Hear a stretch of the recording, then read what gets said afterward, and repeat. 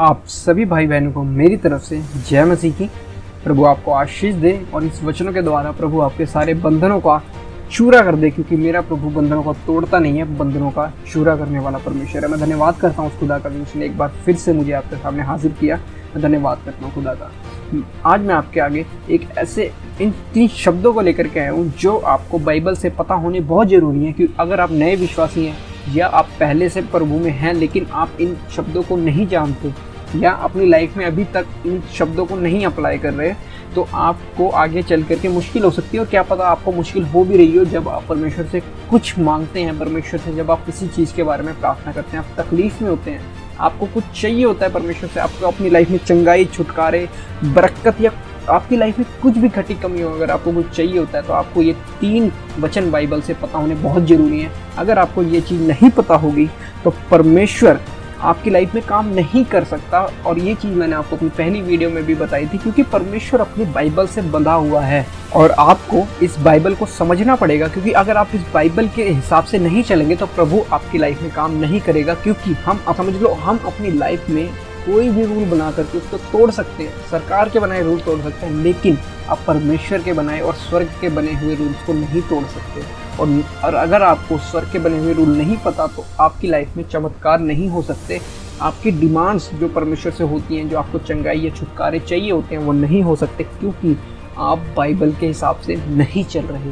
तो ये सबसे बड़ा मुख्य कारण है। अगर आपकी लाइफ में अभी तक चंगाई, छुटकारे या आपकी जो आपने परमेश्वर से आज तक मांगा है परमेश्वर आपको नहीं दे रहा, तो इसका मतलब सबसे बड़ा इसका रीज़न यही है कि आप इन 3 शब्दों को नहीं जानते। और अगर आप इन 3 शब्दों को नहीं जानते तो आज की इस वीडियो में मैं आपको बताने वाला हूँ कि ये 3 शब्द कौन से हैं।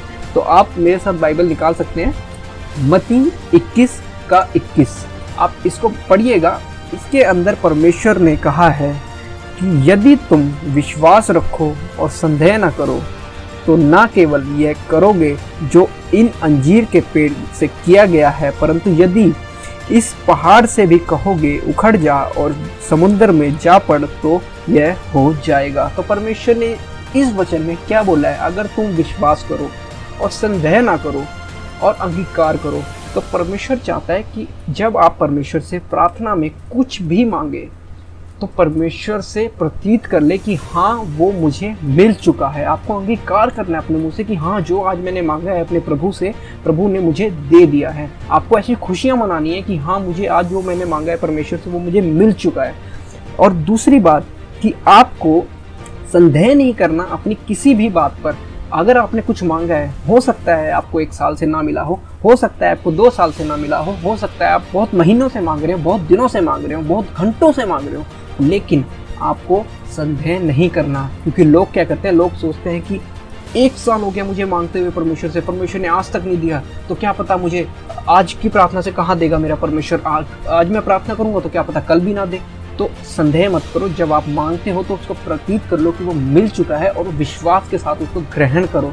संदेह बिल्कुल मत करना कभी भी अपने मांगे हुए पर कि परमेश्वर देगा या नहीं देगा। शक बिल्कुल नहीं करना है आपको अपने मांगे हुए पे, क्योंकि वो आपका बाप है, वो आपका स्वर्गीय बाप है और वो आपको देना जानता है। अगर वो चीज़ उसकी मर्जी से आपकी लाइफ में ठीक है तो वो आपको देना जानता है।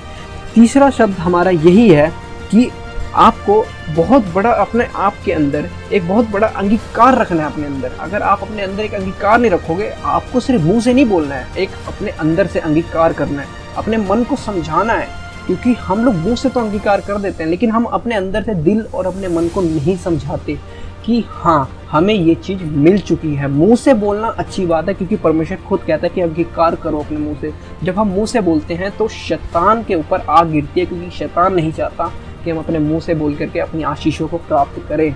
तो आज से आपको इस चीज़ को याद रखना है, आपको अपने मुंह से बोलना शुरू करना है जो आपको चाहिए, और अपने मन को और अपने दिल को और अपने शरीर को, अपने आप को पूरा उस चीज़ के लिए रेडी रखना है और उस चीज़ को बोलते रहना है अपने शरीर में कि हाँ मुझे मिल चुका है, हाँ मुझे मिल चुका है, प्रभु यीशु ने मुझे दे दिया है। जब आपका विश्वास बड़ा होगा, आपका अंगीकार बड़ा होगा, आप संदेह नहीं करेंगे, तो आप जो मांगेंगे वो आपके लिए हो जाएगा। क्योंकि परमेश्वर अपने वचनों का पक्का है। आप अपने कानून बना करके तोड़ सकते हैं, लेकिन मेरा परमेश्वर अपने कानून नहीं तोड़ सकता। और इन 3 शब्दों को आप लिख सकते हैं, क्योंकि आप अगर लिखेंगे तो आपको याद रहेगा। मैं आपको लिखने पे बहुत जोर देता हूँ उस चीज़ के, क्योंकि जब आप लिखते हैं तो आपको याद रहता है। अगर मैं आज आपको कुछ सिखा रहा हूँ तो आपको लिखना चाहिए, क्योंकि जब आप लिखेंगे तो आप कभी उस डायरी को पढ़ेंगे, क्योंकि ये रूल्स हैं।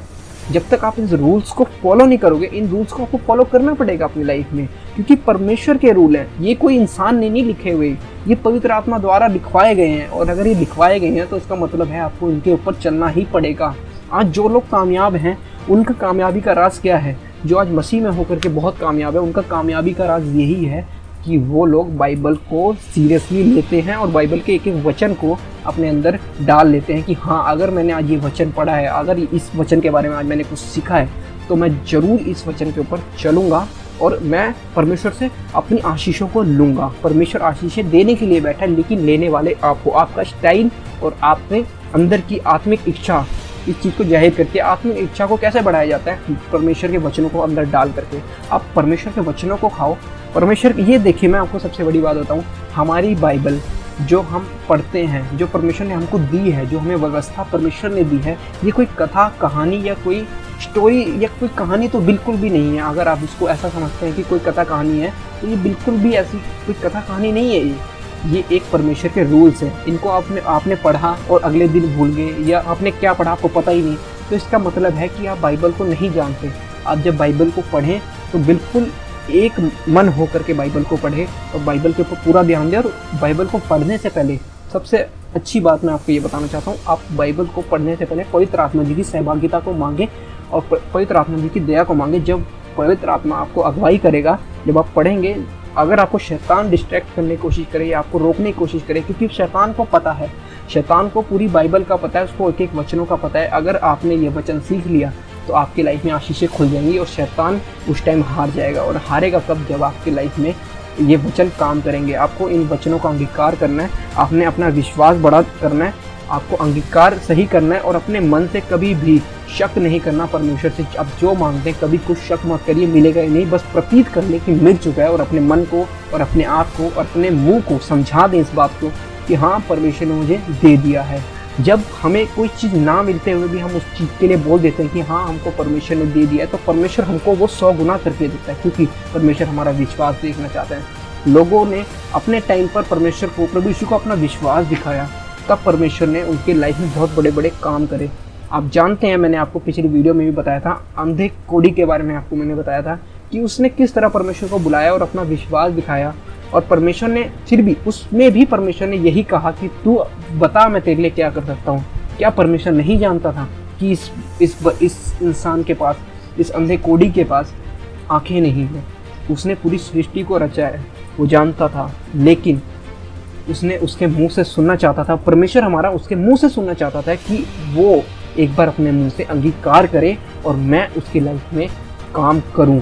और उसने जब अंगीकार करा तो परमेश्वर ने भी कह दिया कि जा, जैसा तेरा विश्वास है तेरे लिए हो जाए। और उस अंधे कोढ़ी की लाइफ में बहुत बड़ा चमत्कार हुआ और वो देखने लगा। बस उसी तरह आपको अपनी आशीषों के लिए अंगीकार करना पड़ेगा। परमेश्वर के सामने अंगीकार करिए और आप अपनी ब्लेसिंग्स को खुलते हुए देखेंगे।